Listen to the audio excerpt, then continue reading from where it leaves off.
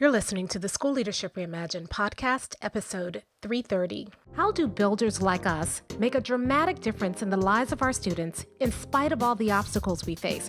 How do you keep your vision for your school from being held hostage by resistant teachers, uncooperative parents, ridiculous district policies, or a lack of time, money, or resources? If you're facing those challenges right now, here's where you'll find the answers, strategies, and actionable tips you need to overcome any obstacle you face. You don't have to wait to make a difference in the lives of the people you serve. You can turn your school into a success story right now with the people and resources you already have. Let's get started. Hey builders, welcome to another episode of the School Leadership Reimagined podcast. I'm your host, Robyn Jackson, and today I want to talk to you about feedback. Now I know we've been talking about feedback for the last few episodes, but today's going to be a little different. You see, we spent a lot of time talking about how teachers ignore our feedback, but we're ignoring feedback too. The teachers are not the only ones who are ignoring feedback. There's a lot of feedback that we are getting that we are ignoring. So today, instead of talking about how to give feedback, I want to talk to you about how to receive feedback like a builder. So let's get started. I remember when I was an assistant principal and I was giving feedback to a teacher. And the more that I talked, the tighter she became. She turned red. You could tell she was annoyed. I'd say something and she would like subtly kind of just, like that and suck her teeth and roll her eyes. And, I'll be honest, I was like, wait a minute now, I'm giving great feedback. I'm doing it exactly the way that I was taught to do it. I'd carefully scripted my feedback. I was right about what was happening in her classroom. So why is she giving me all this attitude? And so finally I stopped and I just said, what's going on? What's happening here? What am I missing? And she said, you just got here. You don't even know me. You don't know anything about me. And you're giving me this feedback. And I was sitting there, I was truly baffled. Why do I need to know you in order to give you great feedback? I saw what I saw in the classroom. I'm right. Why is it that you're not getting it? And so we both walked out of that conversation unsatisfied. I think now about that conversation, given that conversation a lot of thought since then, because that teacher was giving me feedback, but I was just as resistant to her feedback as she was to mine. And if feedback is going to work in schools, it's got to be a two-way street. So last week, we did the 4 types of feedback conversation, the masterclass. There was so many epiphanies during that masterclass. People were saying, oh my goodness, I realize now what I've been missing. Oh my goodness, this is going to be so much better. They could see it. They could see teachers getting that feedback and how it could change practice. But the way that we've been taught to give feedback often ignores that. And the way that we've been taught to give feedback makes feedback feel like it's a one-way conversation. I go into your classroom. I observe what's happening. I tell you my opinion about what's happening, and then it's your job to implement it. That's not the way that feedback works. When you are a builder, you recognize that feedback is always two-way. And a lot of the times, the feedback that we collect from teachers isn't really feedback. Let me explain. We have these climate surveys that happen at the end of the year. And I can't tell you how many administrators I've talked to who hate those climate surveys because during the climate surveys, people, and it's usually an aggrieved few, but they sway the results. They use the climate survey as a weapon to get back at the administrator. Their comments say things that are hurtful to the administrator. Administrators are hurt when they get their climate surveys back, or they're disappointed because the climate survey results are tepid at best. And that's because the climate survey isn't a great form of feedback. It's at the end of the year. You got a lot of people who are leaving and they want to burn the place down around them. You've got people who have been carrying things for so long and it's ballooned. Climate surveys are not great. It's a form of feedback. It's just not your best form of feedback. You should be collecting feedback all year long, and feedback is all around you. And I would say 70 to 80% of the feedback is not what teachers say, it's what teachers do. So today I want to talk to you about 3 ways that you can be getting feedback from your staff that you're probably not thinking about and ignoring. And I want to encourage you to start collecting and acting on feedback the same way that you expect teachers to receive and act on feedback, so that not only can you get better, but that your school culture begins to shift. All right, the first way you've heard me talk about before, and it's focus groups. I've talked about student focus groups. I haven't talked a lot about doing focus groups with staff. When I was an administrator, I would get staff together. I did student focus groups every month without fail. With the staff, I probably did it every other month. Sometimes I'd talk to a particular department. Sometimes I would randomly select staff. I tried to do it at lunch. I'd buy them lunch that day. I'd sit down and have conversations. Sometimes it's voluntary. So I was experimenting with a lot of different ways. And sitting down with staff and getting feedback from staff is always eye-opening, because guaranteed, the thing you think they're going to say, they don't say. They say a lot of stuff you don't realize. And a lot of the challenges, we see staff facing challenges, we see staff struggling, and we project onto them our reasoning. They're overwhelmed. I remember I did a focus group with some staff members because I thought that they were overwhelmed with a lot of the district mandates that were happening, and a lot of things that I was asking of them. And I felt like they were getting initiative fatigue. And so I wanted to find out. Well, in the focus group, none of that was the issue. You know what was the issue? It was that some staff members were shirking their cafeteria duties, and nobody was doing anything about them. That was why the culture was starting to shift. All of the things that I had projected on the staff members, none of those things were the issue. I was about to say that didn't matter. It's not that it didn't matter, but that's not what was driving the change in my culture. What was driving the change in my culture was cafeteria duty, which never even occurred to me. And so we tightened up accountability around cafeteria duty, and all of a sudden our culture shifted. So I guarantee when you sit down and do staff focus groups, that you will find that your staff is going to tell you and reveal things to you that it just never even occurred to you.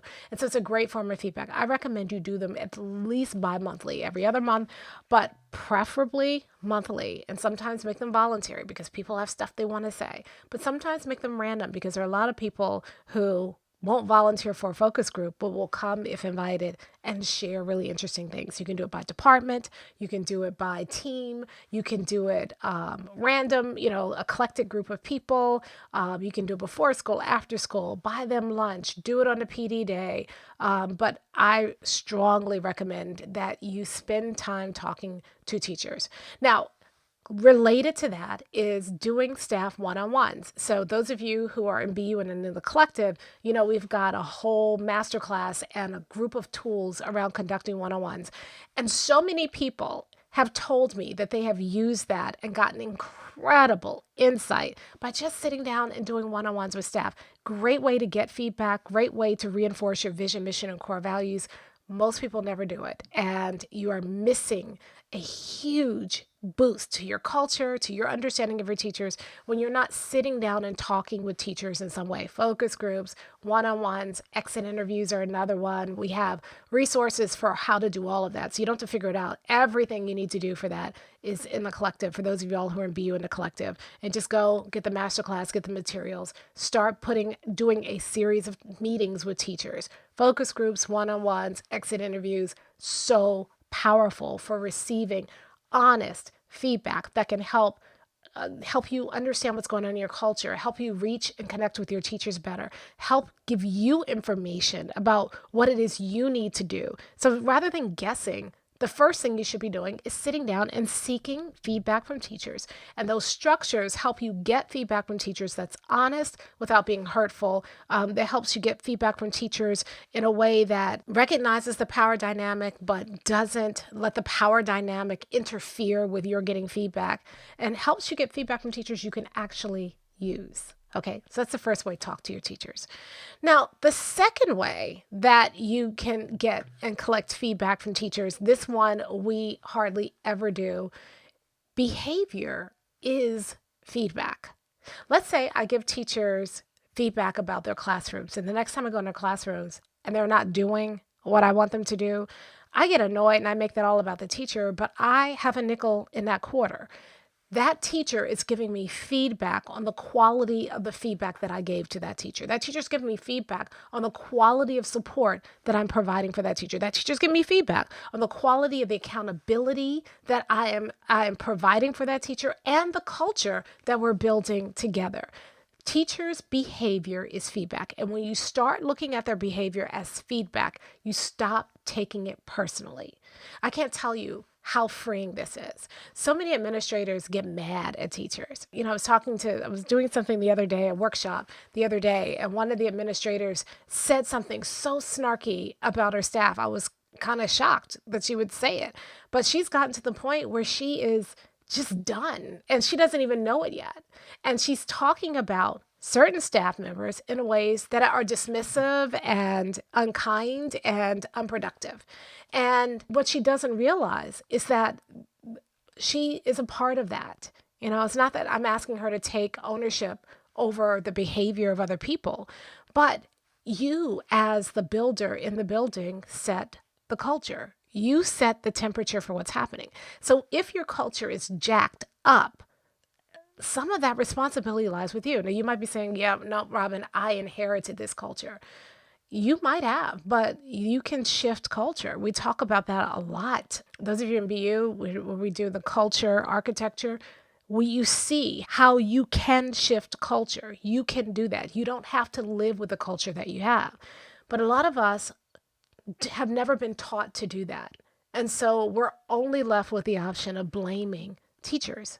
But when you see teachers resisting you, when you see teachers ignoring you, when you see the PLC team not implementing the protocol that you want them to implement, that is feedback. I remember I wanted to help our team leaders give teachers better feedback, right? So I was still in the schools and as an administrator, and the team leaders and the department chairs actually conducted observations of teachers in our district. And so I was trying to help them to start doing more walkthroughs. And so I created what I thought was a beautiful walkthrough instrument. I mean, this thing, and I gave them two versions, right? I was just like, okay, you can do the checklist version. And it was so good that when I shared it with the other administrators, my colleagues, they were like, oh, I need a copy of that. It was based on our observation instrument. It used great language. It looked at the keys of instruction. I mean, it was beautiful. I thought it was. And I'd spent a lot of time working on it. So I handed it out to the team leaders and the department chairs. And I said, when you do walkthroughs, here's the walkthrough instrument. And they did not applaud. They did not say, oh my goodness, Robyn, this is brilliant. You are brilliant. Instead, they looked at it and they were like, are you serious? And I'll be honest, I got my feelings hurt. I was a little offended. So what do you mean? What do you mean am I serious? I spent a lot of time working on this. And by the way, I know what I'm talking about. I have been to the trainings. I have studied the instrument. I've unpacked the instrument. And y'all just don't want to do walkthroughs. And finally, one of the team leaders came to me after the meeting and she said, I need to talk to you about my instrument. And immediately I got my back up because that's my instrument. What are you talking about? And what was worse is that other colleagues had told me how amazing it was. So I didn't really want to hear it. I'll be honest. And she said, I have some questions. And I said, okay. And I'm bracing for, war. And she says, if I leave this in a teacher's classroom and I don't check off every box, the teacher is going to be upset. And I was like, no, I mean, that's not true. I mean, you can't observe everything in a 5-minute walkthrough. So you just check off the things you observe. Teachers will know that. And she goes, no, because I don't know that. I looked at that instrument and that was the first thought that occurred to me. So I know the teachers, it's going to occur to teachers too. And I'm so busy defending the instrument that I am not hearing her. I'm not hearing her feedback. So I'm ashamed to admit, I just defended the instrument. I never heard it. It wasn't until after she left that I looked at the instrument and I could start to see her point. And so I changed the instrument. And then I called her back in and I said, I couldn't hear it in the meeting, but after the meeting, I could see your point. And so what do you think about this one? And she looked at it and she was like, this is a lot better. I could use this. And I sat down with the department chairs and the team leaders and I said, I've gotten some feedback on the instrument. And so here's how I've changed it. And everybody in the room just breathed a sigh of relief. And all of a sudden, they all went from, are you serious? We're going to have to use this, to, okay, good, I can do this. And they immediately started using it and giving teachers feedback and walkthroughs and coming to me and talking to me about the difference that the walkthroughs were making. When people resist you, that is feedback. Behavior is feedback. And instead of reacting to that pushback, take a step back. Try not to take it personally. It is hard, right? So here's what I recommend. Give yourself, I have a friend of mine, she always says, how long are we going to cry about this? We're going to give ourselves 30 minutes, an hour, a day. How long you need to cry about it before we can figure out what we're going to do about it? So if you need to give yourself 15 minutes to just be in your feelings, do that. Go buy yourself a coffee, sit down, and just go ahead, be in your feelings. At the end of that 15 minutes, get up and look at the feedback that their behavior is giving you, right? Non-implementation is not defiance, it's data. And if you start paying attention to your staff, to what they're embracing, to what they're not embracing, to where they're complaining, if you can get beyond yourself and look at that behavior, it's important data. I always say people tell you exactly what they need when they're complaining, if you can listen to their complaints. So whenever we're doing like will driver work and, with principals, and they're like, but this teacher, she doesn't want to, no. Pay attention to what the teacher's telling you. And if you can get beyond your feelings and pay attention to what the teacher's telling you, the teacher is giving you keys to the kingdom. The teacher's telling you exactly how to move them. What we do is we get defensive, then we try to appease them. Teachers are saying, we need more time. We don't have enough time. First of all, we're like, what do you mean you need more time? You're not using the time you have, right? So some of us react that way. And others of us say, okay, I hear you. You're right. You don't have enough time. Here's an extra 15 minutes. I'll release you from, this staff meeting so you can have more time to work on your stuff. And then half the people don't work on their stuff. They go home early because what they needed was not more time, not at least in that way. 30 minutes was not going to do it. They needed a different kind of support. And if you listen and dig, you can figure out what that means. I'll tell you one more story. I was working in a school. At this point, I was a consultant, and I was working with a group of schools who were the lowest performing schools in a district. I had the 5 lowest performing schools in a district, and I was trying to help them implement rigorous instruction. And so I was doing what I called like office hours with teachers. So I'd already taught them some strategies for rigorous unit planning. And then I was doing office hours with teachers who were trying to plan their unit. And there was one teacher that the school principal made meet with me. He didn't want to meet with me. He didn't think I could do any good for him. And he came in with an attitude. And the me in me wanted to just be like, listen, I've seen your classroom. You need my help. But if you don't want my help, fine. Go back to your little classroom and teach your little stupid lessons. And you just watch kids fail. Because you don't have to be here and I don't have to be here.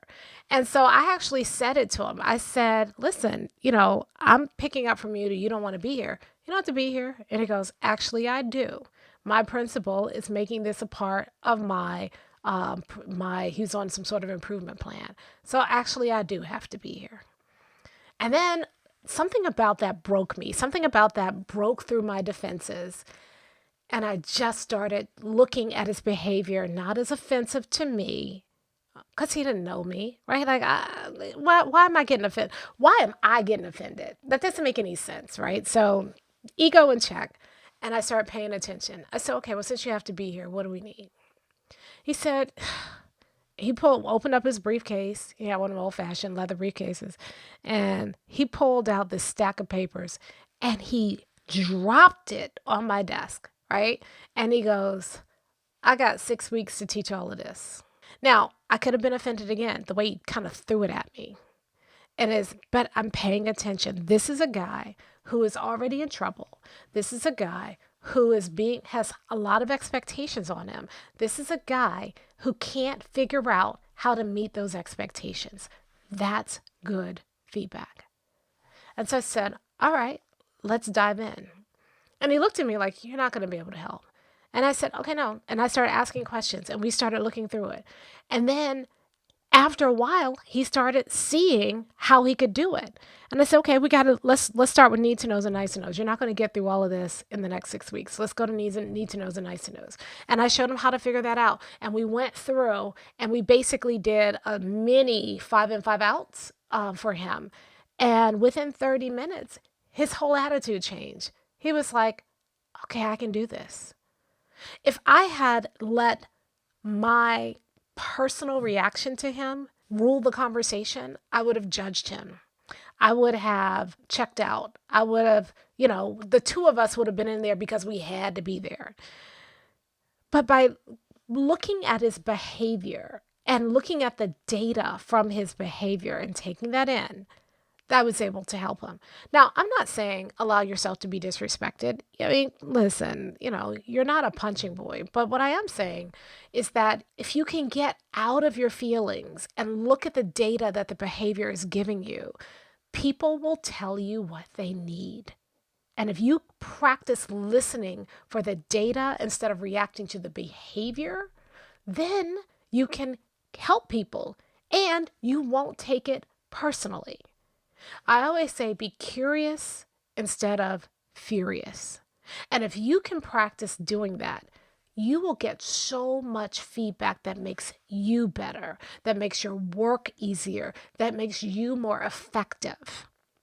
But you got to get out of your feelings and you got to start looking at behaviors data. Okay. So number one, if you want to get better at hearing feedback, you got to go get it. And the way you go get it, focus groups, listening sessions, one-on-ones, exit interviews, putting the structures in place to spend time listening to your teachers, not just waiting for the end of the year survey, not just waiting, what do y'all think, not just waiting for people to speak up in staff meeting, but spending time intentionally seeking feedback from your teachers. Number two, you also need to pay attention to their behavior, not to judge, not to be offended, but so that you can look for what people are telling you. Their behavior is data, okay? Now, the third place to get feedback, y'all not going to want to hear this, your results. You see, if you are doing things the way that you're supposed to be doing them, but you are not getting results, that is feedback. It doesn't mean that you're failing. It just means that people are telling you that that way isn't working. A lot of people come to Buildership University or Collective, and they come because they are not getting they're working really hard, but they're not seeing results. Working hard and not seeing results is feedback. It's telling you that what you're doing isn't effective and you need to do something different.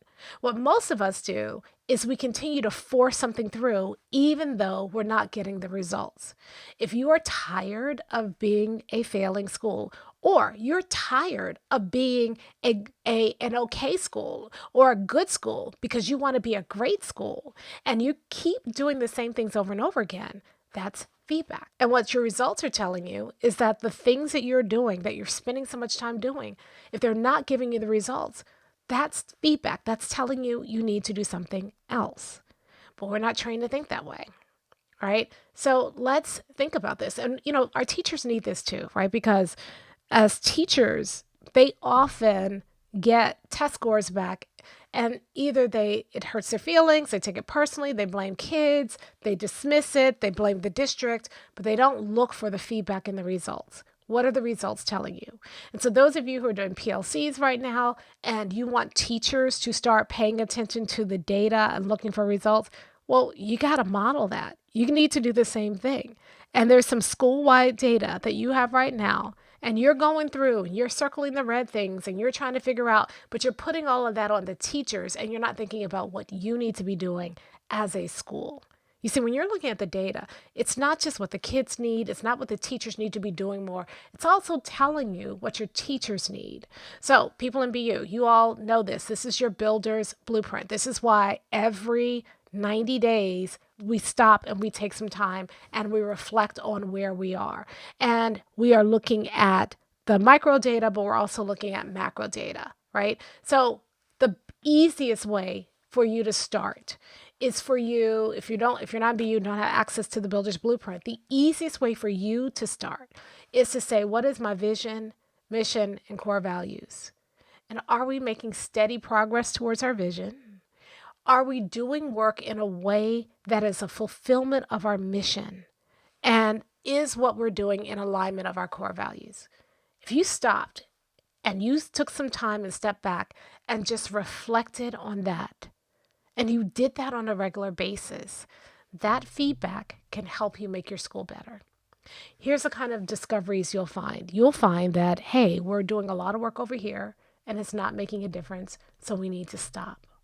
Oh, we're doing this thing over here. We don't even think about it anymore, but it's quietly making a difference for kids. We probably should do more of this. We're working hard. We're seeing some student results, but the way we're getting those results aren't sustainable. They're not in alignment with our mission. So we need to figure out how to continue to get these results, but do it in a way that's more in alignment with our mission. We're doing this over here, but the real problem is that the reason that this issue is showing up is because this core value has stopped being non-negotiable. So when you start doing that, you start getting feedback about how you're progressing towards your vision, mission, and core values, and you can make course corrections. So just to recap, if you want to get better at listening and getting and receiving feedback, the 3 things you need to do. Number 1, you need to deliberately seek feedback. Teacher focus groups, one-on-ones with teachers, exit interviews. Those are ways to deliberately seek meaningful feedback from teachers. And then listen, take it in, and make adjustments. Number 2, teachers' behavior is feedback. Instead of blaming the teacher and instead of getting upset when a teacher doesn't do what you want them to do, pay attention to the feedback it's giving you. Defiance is data. And so you want to be looking at what's happening, and instead of getting furious, get curious, because that's going to get you to the root of the problem, and that will help you to start making changes in your culture. And then 3rd, look at your results. What story are your results telling you? Don't look at data just at that micro level. Oh, our kids have gone down 6 points in reading comprehension, but their math scores are up 5 points. I mean, okay, that's interesting, but it's not feedback yet. It's information. Turn that information into feedback by saying, what is this telling us about how well we are making progress towards our 100% vision? How on mission is our work? And how aligned is our work to our core values? Then use that feedback to make your culture better. See, here's the thing. We all want teachers to be more receptive to our feedback, but your ability to give great feedback that gets received and implemented is in some way tied to your ability to receive feedback and use it yourself. You can't expect somebody else to take your feedback and implement it while you ignore all of the feedback that you're getting and do what you want to do anyway. It works both ways. As leaders, we are trained to make feedback a one-way street. I give the feedback because I'm the leader. You take the feedback and your job is to implement it. But builders know that feedback is a two-way street. And if you want better feedback in your school, you ought to start with you and start listening, collecting feedback, acting on that feedback so that you can use the feedback to make your school better, like a builder. I'll talk to you next time. Hey, if you're ready to get started being a builder right away, then I want to invite you to join us at Buildership University. It's our exclusive online community for builders just like you, where you'll be able to get the exact training that you need to turn your school into a success story right now with the people and resources you already have. Inside, you'll find our best online courses, live trainings with me, tons of resources, templates, and exemplars, and monthly live office hours with me where you can ask me anything and get my help on whatever challenge you're facing right now. If you're tired of hitting obstacle after obstacle and you're sick of tiny little incremental gains each year, if you're ready to make a dramatic difference in your school right now, then you need to join Buildership University. Just go to buildershipuniversity.com and get started writing your school success story today.